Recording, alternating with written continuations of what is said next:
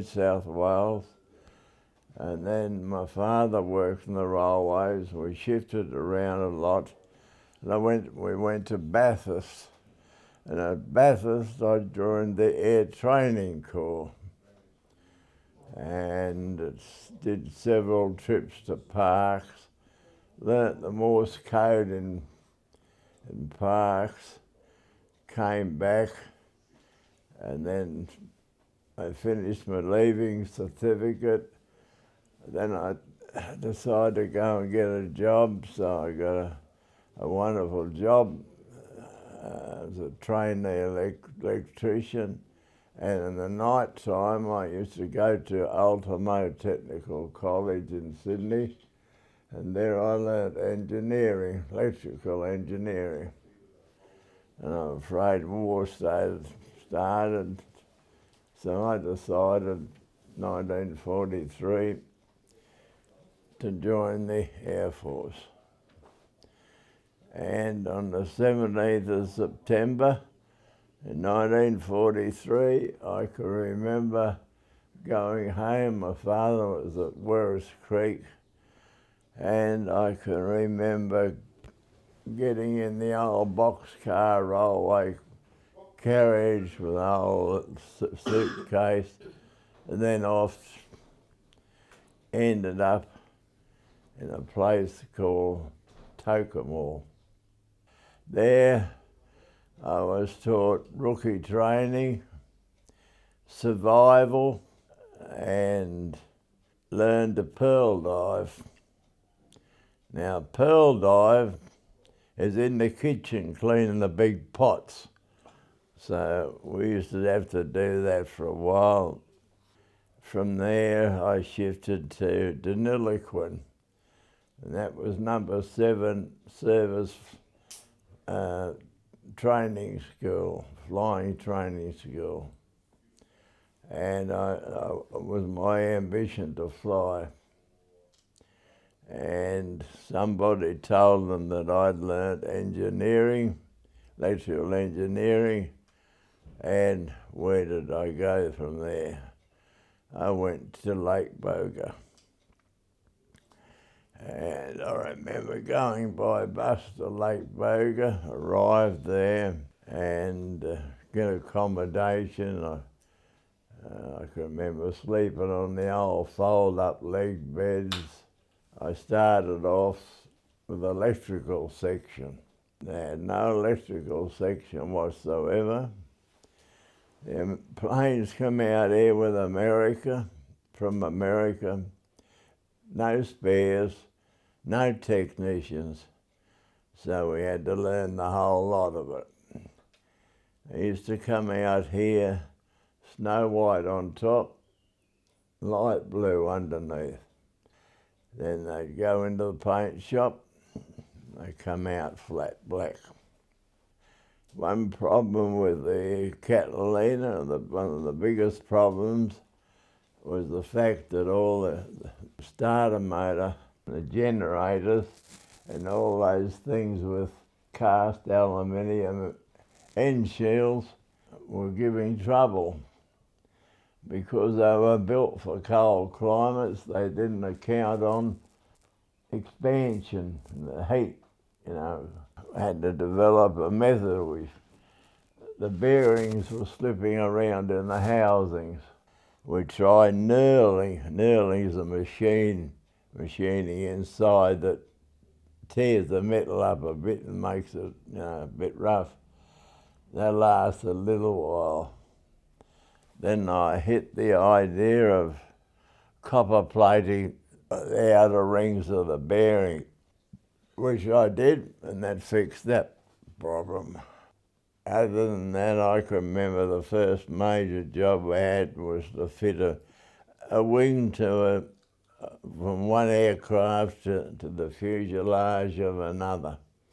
And what a hell of a job that was. Luckily, all the cables are all numbered and everything. I eventually finished that, and then I used to test flight. I'd go as an engineer, electrical engineer on the plane for test flights. might be a slight cruise or something like that. This went in for a while. Weekends we'd go into Swan Hill. We'd go to the Catalina Cafe or Mars Cafe, which I believe has been shifted. And then at the picture show, the usherettes used to save good seats for us. I can remember that. And from there, I got drafted to Rathmines. They were having the same problem. So I was there for quite a while, doing the same, fixing up, starting the electrical section and everything. I can always remember going back to Lake Boga, getting up in the morning, picking your blanket up, go outside and shake the dust out of it. Then, so they had that little ditty going, that's the only place in the world where the ducks flew backwards to keep the dust out of their eyes. Anyhow, Lake Boga, I was there doing the same thing, and they decided that they were going to occupy Japan. So I was picked up as a member of the crew and given the title as Flight Electrical Engineer. Anyhow, we stayed at the Coogee Bay Hotel in Sydney. They learnt Japanese, ate Japanese, and then those stupid bloody Yanks dropped that big bomb before we could do anything. So the squadron leader there had these packers he gave me. He said, "Here you are." He said, "You're going to beat the mob, you might as well have your gear." So he threw them down. They were all our badges and a set of half wings, you know. He said, "There you are." He said, "It's unofficial, but you can have them." From there, I was the mob, came back. We were having trouble with the Mcleods, which is a prominent problem in the Catalinas. If you ever have a look through the disc of the flight, from the one they got from Spain that flew it out here, I think they had 3 or 4 stops through Mcleods. Anyhow, while we're here, I came here with a chap from number 9 Squadron to learn Mcleods. One night we decided to go down to Semaphore, which is a beach place here. We're down there standing on the footpath, and they had one of those spin around octopus things. We looked up, there were 2 girls in it. They waved to us. We walked them home, gentlemanly like. And then we walked back to Adelaide for our digs. Anyhow, one of those girls is that one out there. First arrived in Lake Boga. Scotty Allen was the CO. He said to me, he said, "You might be a bloody Scotsman," but he said, "I got a rule." I said, "What's that?" He said, "No love affairs, no marriages." Well, he said, "While ever I'm in command, because I'm not gonna have to go and tell your parents you were killed." So I'll make that clear, and that was very clear. But still, I managed to get letters through this lass by sprinkling a little bit of apple blossom perfume on it, and we could tell then, and the male bloke knew he was lined up. He used to give them to me. We flew from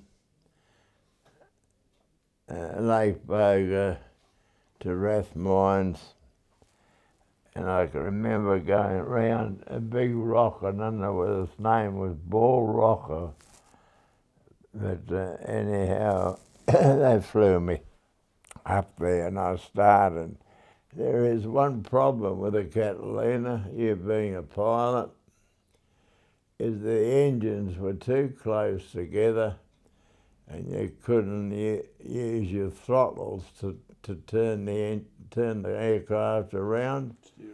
So they used to use what they call a drogue. It was like a canvas funnel, and the pilot used to tell you which drogue to toss out. I did go in my one leave, I went to Tassie and learned to fly in Tiger Moth. Beautiful little plane. I always wanted to be a pilot, but no. Those days the plane to fly was a Wirraway, which was a bastard of a thing to land. Apparently it kept lowering the starboard wing.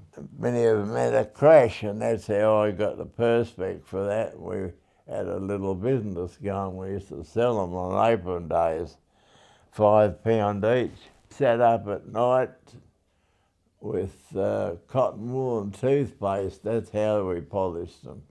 This medallion here that's made out of the perspex from the Wirraway glass, and it's got the crown and the eagle on it.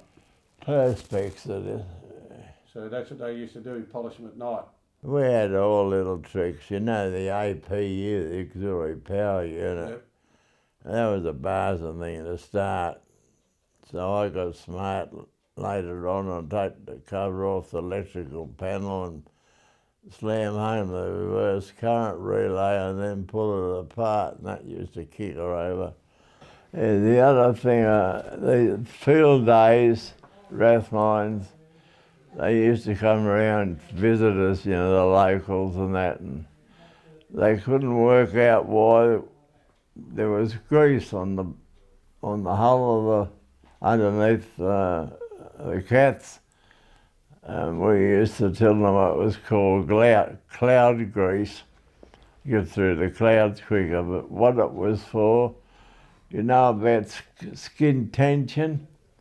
It's to break the skin tension when they take off. That's the suction power of the water, so it ruffles it up. Method in taking off on those was to go out in the centre and then turn around and around and around and then take off the middle of them. Once they roughed it up, they had to rough it up to break the skin tension. I decided to come to Adelaide to live, so I got a job as assistant to the electrical engineer for the power station here. I was offered a job at the shipyard. There was a shipyard here before. I was electrical design engineer there, and then later on I computerised all the grain silos till I retired. Was there anything else I can help you with? No, that's all right. Take that brooch. Oh, yep, you want me to take that? That's my gift to you. Righto, to the museum? Yes. Righto, I'll put that in with it. Kevin, very much appreciated. Yeah. I'll take that back and we'll put it in there with pride from you.